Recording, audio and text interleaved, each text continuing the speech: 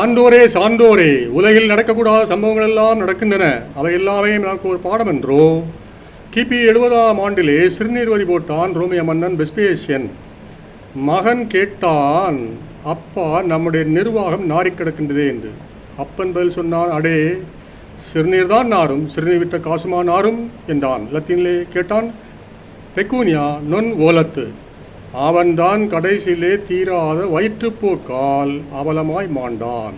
அடுத்து 19ஆம் நூற்றாண்டு பிரான்ஸை பாருங்கள்.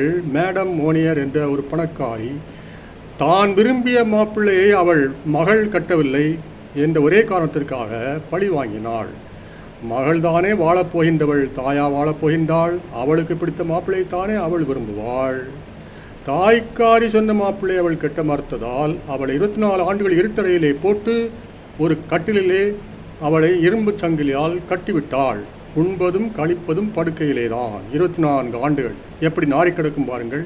கடைசியிலே காவலர்கள் கதவை உடைத்து பார்த்த பொழுது எலும்புந்தோலுமாய் கிடந்தாள். செக்வஸ்ட்ரி தே போர்ச்சியஸ் என்ற நூலாக அது வெளிவந்தது. அதாவது போர்ச்சியஸ் நகரத்து சிறை கைதி. இனி 18ஆம் நூற்றாண்டு ரோமையை பாருங்கள்.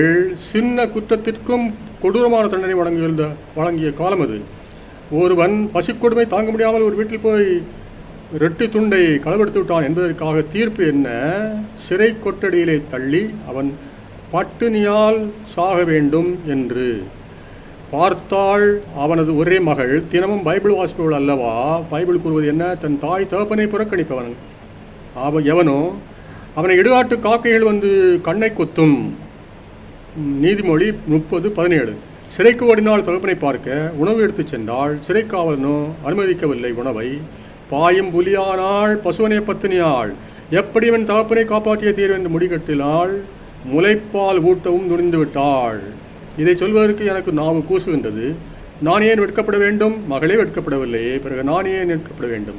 வரலாற்றிலே நடந்த உண்மை சம்பவம் இது. அதுவும் பிள்ளை பாசத்தின் உச்சக்கட்டமாக வருவது. வலிமை சேர்ப்பது தாய்முலை பாலடா என்பார் பாரதி. இங்கே பிள்ளையே தாயாகிவிட்டதே, தாய்மானவராக வந்த கடவுள் போலவே. லத்தீன் பழமொழியாக இருக்கின்றது, இன் எக்ஸ்திரேமிஸ் எக்ஸ்திரேமா திறந்தாசுந்த், அதாவது ஆபத்துக்கு சட்டம் இல்லை. இந்த ஆபத்தான கட்டத்திலே பால் ஊட்டக்கூடாது என்று எவன் சட்டம் போட முடியும்? ஆகவே பால் ஊட்டி விட்டாள். பார்த்த அரசாங்கம் பிள்ளை பாசம் கண்டு மயங்கியது. தகப்பனை ஒரே அடியாக விடுவித்து விட்டது. இது நமக்கோர் பாடமன்றோ?